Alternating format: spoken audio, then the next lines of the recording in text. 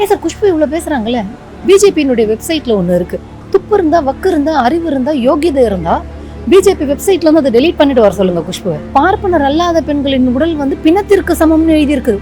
BJP வெப்சைட்ல இருக்கு. நான் வேணும் உங்களுக்கு லிங்க் அனுப்புறேன், ஸ்கிரீன்ஷாட்டை போடுங்க மக்களுக்கு. அதெல்லாம் தான் சொல்லிடுவோம், அட பைத்தியமே அப்படின்னு சொல்லிட்டு. பட் அவங்கள சொல்ல முடியாது, அவங்க ஒரு செலிபிரிட்டி. இல்லை என்ன நடக்குதுன்னு அவங்க கட்சியில என்ன நடக்குதுன்னு அவங்களுக்கு தெரியல அப்படிங்கிறதா நம்மளுக்கு தெரிய வருது. அப்போ இங்க என்ன நடக்குது அப்படிங்கறதே தெரியாம குஷ்பு வந்து யார் பிரஸ் மீட் கொடுக்க சொன்னது? இப்போ எந்த பெண் மீது உங்களுக்கு அக்கறை இருக்கு சௌமியா அன்புமணிக்கு? எங்க வந்து டிராமா பண்றாங்க? நாடக காதல்னு சொல்லி பெண்களை கொச்சப்படுத்துறது யாரு? பாமக தானே. அப்ப அந்த பெண்கள் அசிங்கப்படுத்தும் போது சௌமியா அன்புமணி எங்க போனாங்க? கூலிங் கிளாஸ்க்கும் ஜீன்ஸ் பேண்ட்டுக்கும் பைக்குக்கும் மயங்கிற பெண்கள் அப்படின்னு உங்க ஜாதி பெண்களே நீங்க இழிவா பேசும்பொழுது அவங்க எல்லாம் பெண் இல்லையா? சௌமியா அன்புமணிக்கு அவங்களெல்லாம் பார்த்தா பெண் மாதிரி தெரியலையா? நான் வந்தா புடுங்கி நட்டுருவேன் அப்படின்னு பிஜேபி சொல்லுது அப்படின்னா, நீ ஏற்கனவே பல மாநிலங்கள் ஆட்சியில இருக்கே, அங்க என்ன பண்ணிட்டு இருக்கேன்னு நாங்க பாக்குறோம்ல. உத்தரப்பிரதேசத்துல என்ன பண்ணீங்க? இவங்க இப்ப போராட வராங்க இல்லையா, அதுக்கு பின்னாடி எந்த காரணமும் இல்ல, அரசியல் காரணத்தை தவிர வேற எதுவுமே இல்ல. உயர்நீதிமன்றம் அதனாலதான் சொல்லுது, பாதிக்கப்பட்ட பெண்ணை வைத்து நீங்க அரசியல் ஆதாயம் தேடாதீங்க, விளம்பரத்துக்காக இதை பண்ணாதீங்கன்னு உயர்நீதிமன்றமும் சொல்லிடுச்சு.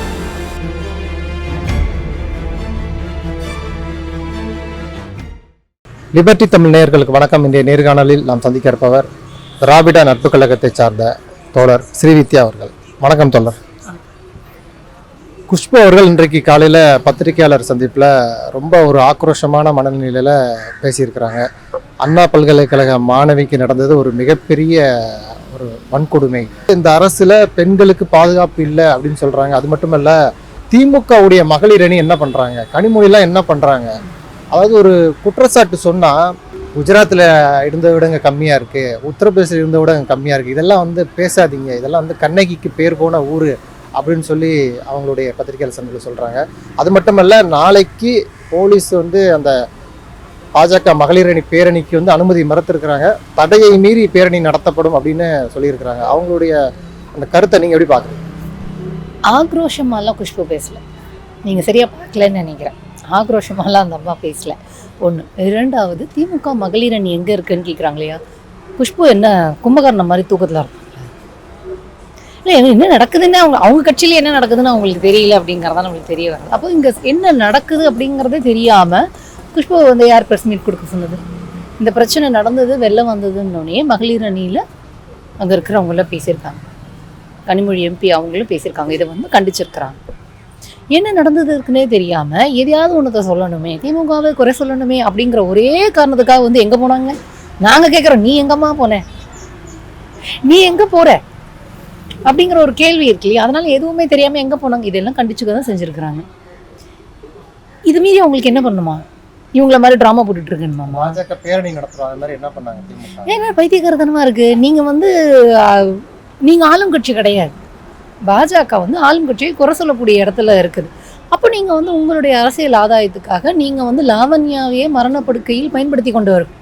அப்படிப்பட்ட இழி சிந்தனை இருக்கக்கூடிய பிஜேபி வந்து நாளைக்கு வந்து பெண்கள் பாதுகாப்புக்காக பேரணி போகிறோம் அப்படிங்கிறதெல்லாம் வந்து மக்கள் நம்ப மாட்டாங்க. நீங்கள் உங்களோட அரசியல் ட்ரெண்ட் நீங்கள் ஏதோ காமிச்சிக்கிட்டு இருக்கிறீங்க. ஆளும் அரசு நடவடிக்கை எடுத்திருக்கு. இதில் போய் எப்படி திமுக மகளிர் அணி போராட எனக்கு புரியல. எப்படி போராட முடியும்? எந்த ஒரு அரசும் நடவடிக்கை எடுக்கல அப்படின்னா தான் போராடும். ஆளும் கட்சியாக இருக்கக்கூடிய திமுக நடவடிக்கை எடுத்துருச்சு. அப்போது ஒரு குற்றச்சாட்டு வைக்கிறோன்னா அதுவுமே கொஞ்சம் அறிவுபூர்வமாக வைக்கணும் அப்படிங்கிறத குஷ்புக்கு சொல்லிக் கொடுக்கணும். யாராவது அவங்களுக்கு அரசியல் பண்ணணும்னா என்னென்னே தெரியல, கொள்கை எதுவும் இல்லாததுனால கட்சி மாறிக்கிட்டே போயிட்டு இருந்தாங்க. அப்போது ஒரு அடிப்படை அறிவு கூட இல்லாமல் ஒரு குற்றச்சாட்டு வைக்கிறாங்க. அதனால் அவங்களுடைய அப்பட்டமான ஒரு முட்டாள்தனம் இதில் நல்லாவே தெரியுது. அப்புறம் என்ன சொன்னாங்க, ஏன் குஜராத்தை பார்க்குறீங்க, ஏன் அங்கே பார்க்குறீங்க? நம்ம தமிழ்நாட்டில் இருக்கிறோம், இன்னைக்கு போன்றவங்களுக்கு பேர் போன நாடு இது, இங்கே எப்படி நடக்கலாமா, இதை பேசுங்க, இந்தியாவிலே பெண்களுக்கு பாதுகாப்புலன்னு சொல்லுங்க, அதுக்காண்டி அதை விட இது கம்மியாக இருக்குன்னு சொல்லாதீங்க. இந்தியாவிலேயே பெண்களுக்கு பாதுகாப்பு இல்லையான்னு கேட்டால் ஆமாம். நரேந்திர மோடி ஆட்சியில், பிஜேபி ஆட்சியில் பாதுகாப்பு இல்லையான்னு கேட்டிங்கன்னா ஆமாம், இல்லை. இப்போது ஏன் அந்த அதர் ஸ்டேட்டை பார்க்குறீங்க, ஏன் இந்த ஸ்டேட்டை பார்க்குறீங்க அப்படின்னு கேள்வி கேட்டால் அதுக்கு அவங்க ஒன்று சொல்லியிருப்பாங்க, ஏன் பக்கத்து வீட்டை பார்க்குறீங்கிற மாதிரி கேட்டிருப்பாங்க. ஏன் வீட்டு காசை எடுத்து பக்கத்து வீட்டுக்காரனுக்கு கொடுக்கும்போது மட்டும், நீ பக்கத்து வீட்டுக்காரனுக்கு காசை கொடுக்கும்போது அப்போ அந்த பக்கத்து வீட்டுக்காரனோட பர்ஃபார்மன்ஸ் எப்படி இருக்குன்னு நாங்கள் பார்ப்போம்ல.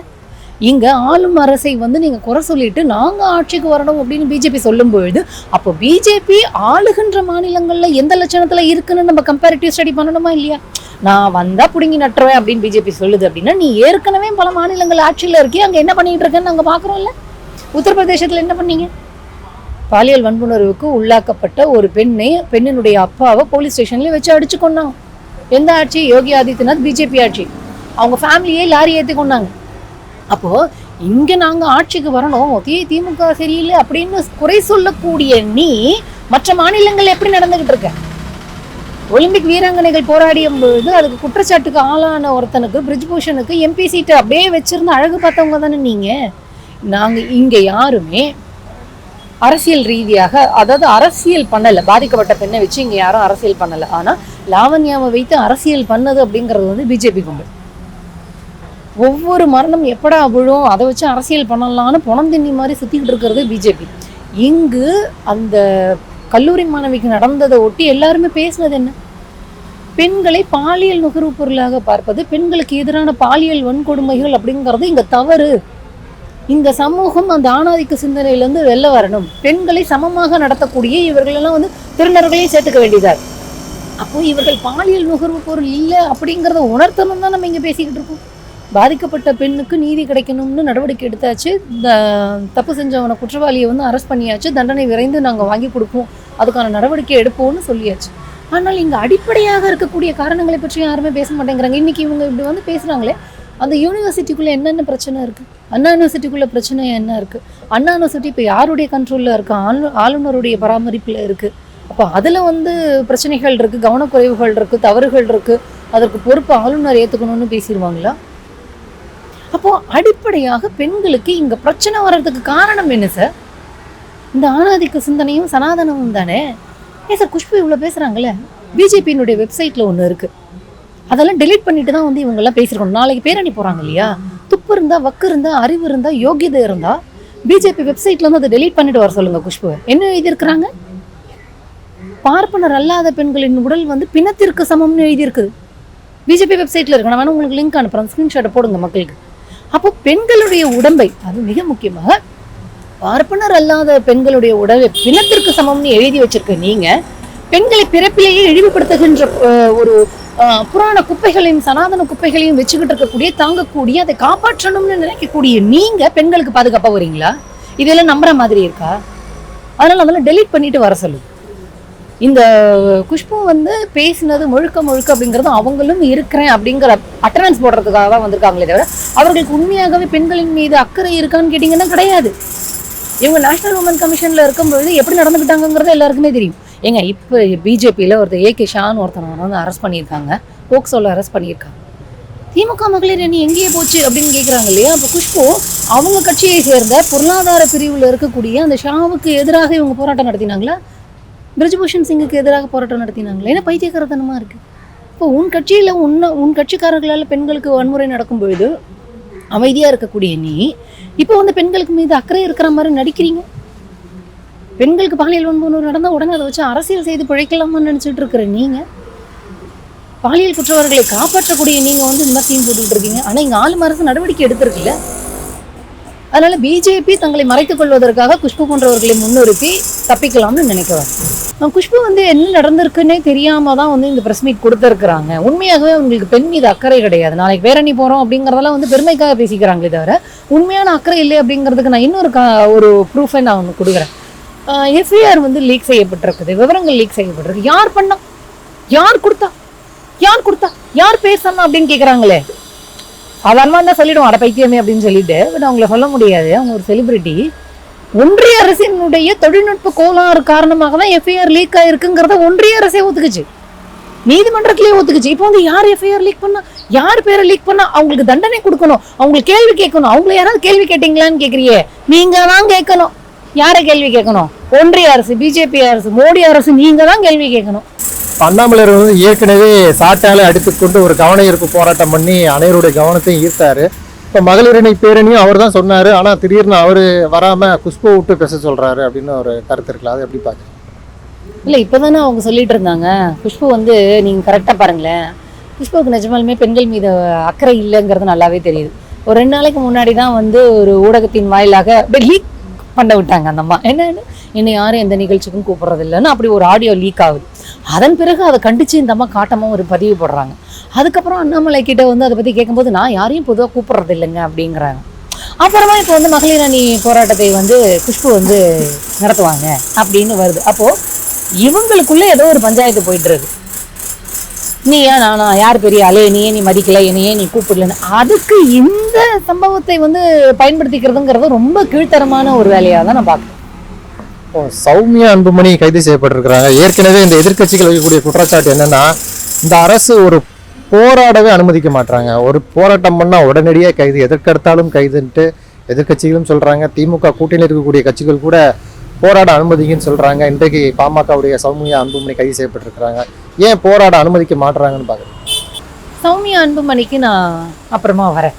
ஆனால் ஒரு அரசு வந்து போராடுறதுக்கு அனுமதிக்கணுமா அப்படின்னா அனுமதிக்கணும். இப்போ இங்க என்னன்னு போராட போறீங்க? குற்றவாளியை கைது செய்யலைன்னா குற்றவாளி கைது செய்யாச்சு. பாதிக்கப்பட்ட பெண்ணுக்கு வந்து ஆதரவாக இல்லைன்னு ஏதாவது போராட போறீங்க? பாதிக்கப்பட்ட பெண் பக்கம் தான் வந்து இருப்போம் அப்படின்னு ஆளும் அரசு சொல்லியாச்சு. அவர்களுக்கு தேவையான கவுன்சிலிங்கோ மற்ற ஃபெசிலிட்டிஸோ பண்ணித்தரோம், பாதிப்புக்கு உள்ளானவங்களுக்கு அரணா இருப்போம்னு அமைச்சர் முதற்கொண்டு முதலமைச்சர் முதற்கொண்டு எல்லாருமே சொல்லியாச்சு. இப்போ இவங்க இப்போ போராட வராங்க இல்லையா, அதுக்கு பின்னாடி எந்த காரணமும் இல்லை, அரசியல் காரணத்தை தவிர வேற எதுவுமே இல்லை. உயர்நீதிமன்றம் அதனாலதான் சொல்லுது, பாதிக்கப்பட்ட பெண்ணை வைத்து நீங்க அரசியல் ஆதாயம் தேடாதீங்க, விளம்பரத்துக்காக இதை பண்ணாதீங்கன்னு உயர்நீதிமன்றமும் சொல்லிடுச்சு. இப்போ இவங்க போராட வராங்கன்னா என்ன போராட போறாங்க? நடவடிக்கை எடுத்தாச்சுங்க. நான் என்ன கேட்குறேன், இப்போ வந்து சௌமியா அன்புமணி வந்து போராடுறாங்க. மல்யுத்த வீராங்கனைகள் போராடிய பொழுது பாஜகவின் பிரிஜ்பூஷன் சரண் சிங்க்கு எதிராக சௌமியா அன்புமணி வந்து ஏதாவது போராட்டம் பண்ணாங்களா? இந்த மாதிரி நான் போராட்டம் பண்றேன் அப்படின்னு வரல. அப்போ நீங்க இவர்கள் ஆட்சியில் இருந்தால் நான் வந்து போராடுவேன் அப்படிங்கிறது நாடகம். உண்மையாகவே பெண்கள் மீது அக்கறை கிடையாது, பாமகவும் கிடையாது, சௌமியா அன்புமணிக்கும் கிடையாது. ஏன்னா தலித் அல்லாதார் கூட்டமைப்பு உருவாக்கியது யாரு? பாமக தானே. அந்த தலித்ல பெண்கள் இல்லையா? அப்ப சௌமியா அன்புமணிக்கு அந்த பெண்களா தெரியலையா? ஆணவ படுகொலைக்கு ஆதரவாக பாமக இருக்கு, அப்ப அதுல பாதிக்கப்படுறது பெண்கள் இல்லையா? அப்ப சௌமியா அன்புமணிக்கு அது தெரியலையா? திவ்யா இளவரசன் கொலைக்கு யாருங்க காரணம்? இளவரசனோட கொலைக்கு யாரு காரணம்? அந்த ஆணவ கொலைக்கு ஆதரவாக நின்னது யாரு? பாதிக்கப்பட்ட பெண் திவ்யா பெண் இல்லையா? இன்று வரை வன்னிய சமூகத்தில் ஆணவ படுகொலைக்கு ஆளாகின்ற பெண்களுக்கு ஆதரவாகவோ அந்த பெண்களுக்கு நீதி வேண்டும்னா சௌமியா அன்புமணி பேசியிருக்காங்களா?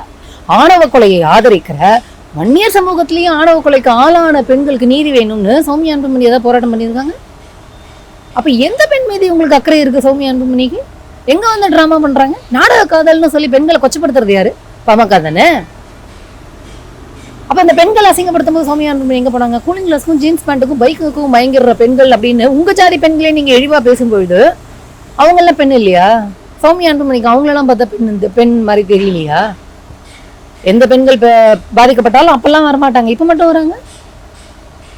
அதனால இதெல்லாம் இவங்களுக்கு வந்து உண்மையாகவே இப்ப போராடுகின்றவர்களுக்கு பாமகவோ பாஜகவோ அதிமுகவோ இவர்களுக்கு உண்மையான அக்கறை இல்லைன்னு சொல்றோம். அக்கறையோட போராடினா நாங்களும் வந்து ஆதரவு தெரிவிக்க போறோம். இப்ப நாமளும் என்ன சொல்றோம்ல, பெண்களுக்கு இங்கு பாலியல் பெண்களை வந்து ஒரு பாலியல் நுகர்வு பொருளா பாக்குறதே தவறு. அதை மாற்றுவதற்கு, அந்த சனாதன பார்வையை மாற்றுவதற்கு நீங்களாம் என்ன பண்ணீங்க? பெண்களை பிறப்பின் அடிப்படையிலேயே இழிவுபடுத்தி வைத்திருக்கின்ற, ஜாதியை பாதுகாக்கின்ற ஒரு கருவியாக பயன்படுத்துகின்ற பாஜக, பாமக, அதிமுக, நாதாக்கா இவர்களுக்கெல்லாம் பெண்கள் பாதுகாப்புன்னு சொல்றதுக்கு என்ன யோகியதை இருக்கு? அப்ப இவங்களோட நாடகத்தை நம்புவதற்கு மக்கள் தயாராக இருக்க மாட்டாங்க. நான் அதை தான் நான் திரும்ப திரும்ப கேட்கிறேன். தலித்தில் இருப்பவர்கள் பெண்கள் இல்லையா? பாமக இதை பத்தி எல்லாம் பேசலாமா? பேசுறதுக்கு தகுதி இருக்கான்னு நான் கேட்கிறேன். இப்போ பெண்கள் பாதுகாப்பு குறித்து பேசும் பொழுது ஏற்கனவே ஒரு கடந்த சில வருடங்களுக்கு முன்பு எஸ்பிசி அவர்கள் வந்து தன்னுடைய சமூக வலைதள பக்கத்தில் ஒரு பெண் பத்திரிகையாளர் குறித்து அவதூறு போட்டிருந்தாரு. அவருக்கு நீதிமன்றம் தண்டனை கொடுத்தாங்க. அவர் மேல்முறையீடு பண்றாரு. அந்த தண்டனையை உறுதி செய்து இன்றைக்கு 1 மாதம் அவருக்கு சிறை தண்டனை உறுதி செய்யப்பட்டிருக்குன்னு கோர்ட் சொல்லியிருக்கு. அது எப்படி பாக்குறீங்க? எஸ்வி சேகர் எப்பவுமே ஒண்ணு சொல்லிக்கிட்டே இருப்பாரு, பாப்பாயா பிராமணர்கள் யாராவது ஜெயிலுக்கு போயிருக்காங்களா, பிராமணர்கள் யாராவது ஜெயிலுக்கு போயிருக்காங்களா? இப்போ அதை வந்து எஸ்வி சேகர் ஜெயிலுக்கு போய் அதை வந்து நேர் செய்து விட, ஜெயலலிதா பார்ப்பனர் தான் அந்த மாதிரி ஜெயிலுக்கு போனாங்க ஊழல் குற்றம், இருந்தாலும் அவர் கேட்பார் இல்லையா, ஜெயில யாராவது பார்ப்பனர்கள் எஸ்வி சேகரே உள்ள போய் அது அந்த சாதனையை வந்து முறையடிக்கட்டும். நான் என்ன சொல்றேன், நீங்க ஒரு பதிவு போட்டி படிக்காம போட்டேன், அதை வந்து இதுவா போட்டேன் அதுவா போட்டுட்டேன், அதையெல்லாம் இங்க யாரும் நம்புறதுக்கு இல்லை, சரிங்களா? ஏன்னா எஸ்வி சேகருடைய டிராமாவில் இரட்டை அர்த்தங்கள் இருக்கக்கூடிய வசனங்கள் அதுல வரும். ஏன்னா எஸ்வி சேகர் டிராமாவெல்லாம் நிறைய டிராமா பார்க்கல, அந்த கொடுமையெல்லாம் இல்லை. நான் ஒரே ஒரு டிராமா பார்த்துருக்கேன். அது நகைச்சுவை எல்லாம் சொல்ல மாதிரி பெண்களை கொச்சப்படுத்துகின்ற இரட்டை அர்த்தத்தில் எல்லாம் இருக்கிறது நகைச்சுவை எல்லாம் கிடையாது. அது எஸ்.வி. சேகரோட காமெடி என்ன சொல்லிடாதீங்க, வடிவேல் ரசிகர்களுக்கெல்லாம் மனசு தாங்காது. அப்போ நடந்ததுக்கு பிறகாவது உண்மையாகவே மனிதத்தன்மை இருக்கக்கூடியவர்கள் யாரா இருந்தாலும் செய்த தவறுக்கு ஒரு மன்னிப்பு கேட்டுருக்கு. இந்த மாதிரி நடந்துருச்சு, நான் அதை ரியலைஸ் பண்றேன், நான் தெரியாம போட்டுட்டேன்னு சொல்றதே இங்க யாரும் நம்புறதுக்கு இல்லை.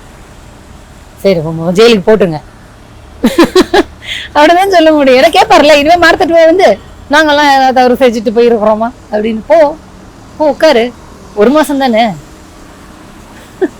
நன்றி தோழர், நிறைய தகவல்களை நேயர்கள் சொல்லியிருக்கீங்க. உங்களுடைய நேரத்துக்கு மிக்க நன்றி.